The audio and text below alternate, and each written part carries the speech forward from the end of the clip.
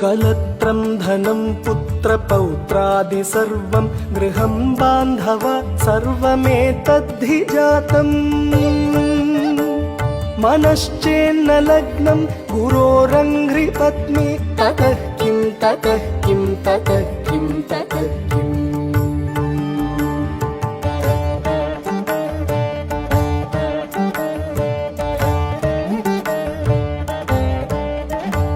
षडङ्गादिवेदो मुखे शास्त्रविद्या कवित्वादिगद्यं सुपद्यं करोति मनश्चेन लग्नं गुरोरङ्घ्रिपत्नी ततः किं ततः किं ततः किं ततः किम्